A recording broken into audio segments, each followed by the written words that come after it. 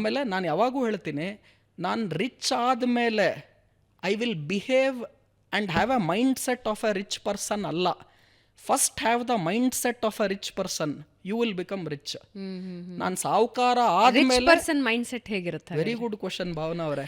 Rich person mind set ಯಾವಾಗಲೂ ಕೂಡ ಅವನ ಮೇಲೆ ಅವಳ ಮೇಲೆ ಇನ್ವೆಸ್ಟ್ಮೆಂಟ್ ಮಾಡಿ they will increase their common sense first. Second, ಖಂಡಿತ ನಾನು ಹೇಳ್ತೀನಿ, ನಮ್ಮ ಜೀವನ ತುಂಬ ಚಿಕ್ಕದು, ಎಲ್ಲವನ್ನೂ ಎಕ್ಸ್ಪೀರಿಯನ್ಸಿಂದ ಕಲಿಯೋದಕ್ಕಾಗೋದಿಲ್ಲ. You have to read books and you have to learn through other people's experience. Simple ಹೇಳ್ತೀನಿ, ನೀವು ರಿಚ್ ಪರ್ಸನ್ ಆಗಬೇಕಂದ್ರೆ ಬೇರೆ ರಿಚ್ ಪರ್ಸನ್ ಏನು ಮಾಡಿದಾರೆ ನೋಡಿ. ಬಿಲ್ ಗೇಟ್ಸ್ ಏನು ಮಾಡಿದ್ರು, ಮುಖೇಶ್ ಅಂಬಾನಿ ಏನು ಮಾಡಿದ್ರು, ರತನ್ ಟಾಟಾ ಏನು ಮಾಡಿದ್ರು ನೋಡಿ. ನಾನು ಅದನ್ನು ಮಾಡಿದ್ರೆ ಆಯಿತು. ಈಗ ನಾನು ಕ್ರಿಕೆಟರ್ ಆಗಬೇಕು, ತೆಂಡೂಲ್ಕರ್ ಏನು ಮಾಡಿದ್ದಾರೆ, ಕೊಹ್ಲಿ ಏನು ಮಾಡಿದ್ದಾರೆ ನೋಡಿದ್ರೆ ಸಾಕು, ನಾನು ಅದೇ ಥರ ಕ್ರಿಕೆಟರ್ ಆಗ್ತೀನಿ. ಸೊ ನೀವು ರಿಚ್ ಪರ್ಸನ್ ಮೈಂಡ್ ಸೆಟ್ ಹೇಗಿರುತ್ತೆ, ಬೈ ಡಿಫಾಲ್ಟ್ 5 AM ಕ್ಲಬ್ ಅಂತ ರಾಬಿನ್ ಶರ್ಮಾದ ಒಂದು ಪುಸ್ತಕ ಇದೆ.